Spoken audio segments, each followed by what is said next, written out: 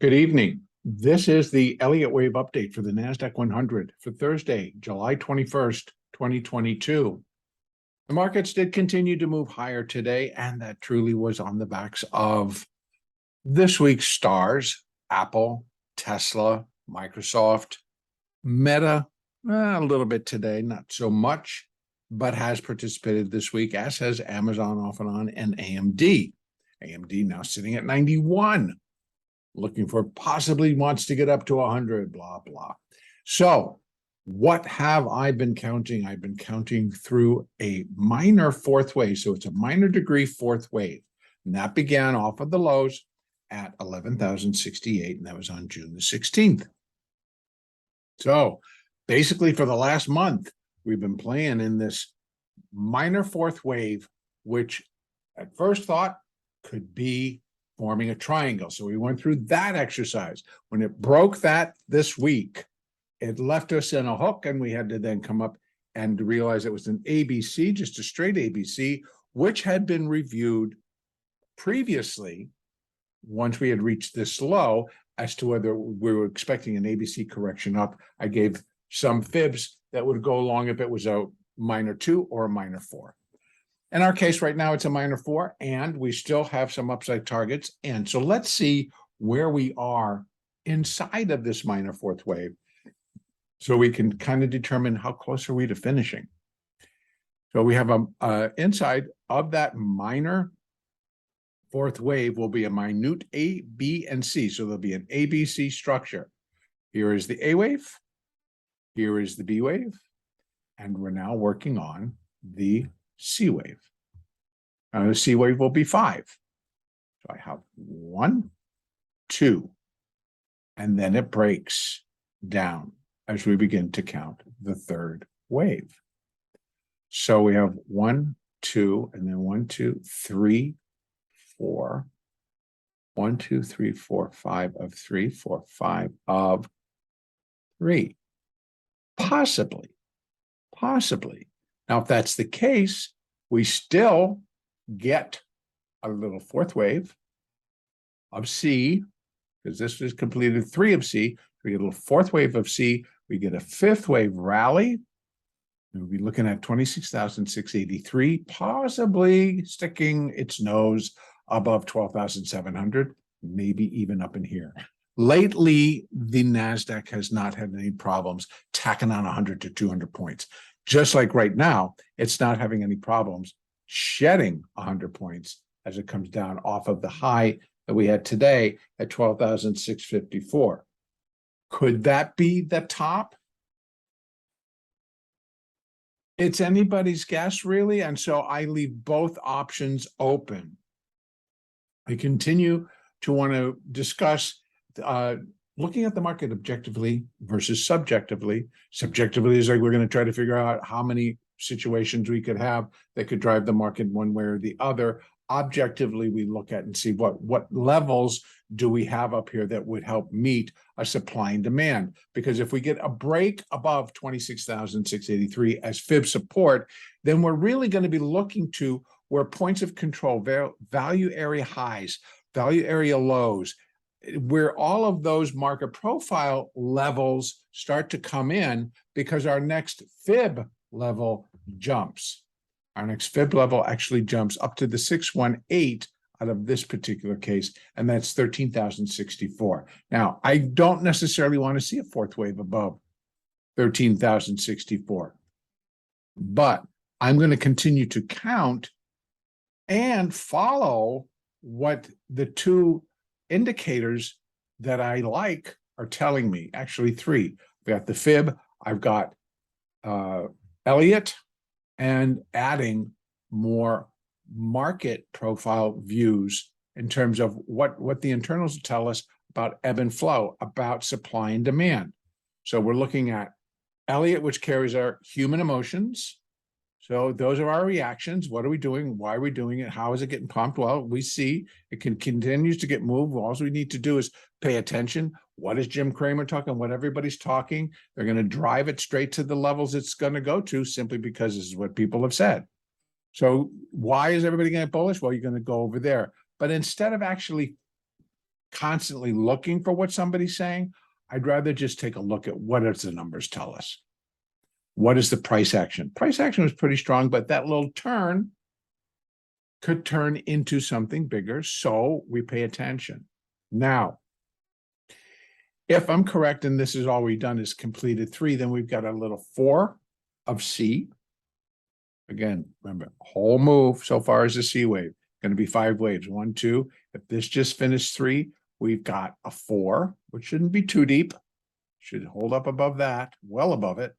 So maybe right now we're down to that 4-hour 4. We get down to the 4-hour 8, looking good, and then we bounce. We go back above 2683 to finish. What'll be more important is as we come up is the count itself, the structure. We're looking for 5 smaller waves to get us up into here. If this market is continuing to act as it has been, although it's slowed today quite a bit, then we could pop strong. Tomorrow's expiration, Apple, Tesla, Metaverse, Microsoft, they're all going to come into play, and they're all going to jump around to see what they can get. So it could be a volatile day. Now, speaking of volatility, I want to add one thing, and this goes more to actually trading, day trading, and those first hour. The NASDAQ prior to Amazon and Google splitting 20-for-1, the volatility was great within that first hour, hour and a half, where you would get swings of 40, 50, 60, 70, $80. And then a turn coming back 20, 40, 50, 60, 70, 80, maybe $90. And then a turn and it running. And so the making larger sums of money just seemed to be way too easy. But remember that what I was also talking about when Amazon and Google did their 20-for-1 splits, that one thing it would do is take out the volatility, the speed at which the NASDAQ would move once they were no longer $2,300 stocks, but 123 and 111. So with that in mind, I think that is what is now happening. And as we get into the first hour of trade, and the moves are there, but they're smaller and they're choppier. And I'm like, wow, how much control those higher priced stocks had on this index for trading, for the day trading that you could do on the opening, for the day trading that you could do when buyers and sellers moved in mass. It accentuated and it just really pushed even further how far a market would drop or rise. So, bearing all of that, here we have a position where I believe we could come down in a 4th wave. I'm not looking for a lot. I really am not. I would think that this 382 holds it at 12,302. We go back up. We get ourselves back above here.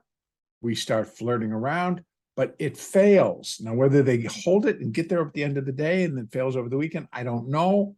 It's not going to be that important right now, because continue just to trade the fibs, trade, if you're using market profile, trade or an instrument that gives you volume profile, so you can see where point of controls are, where you can see where value area high and low are developing, where things get pushed. And that helps you keep your ranges for day trading within the NASDAQ and also the S&P.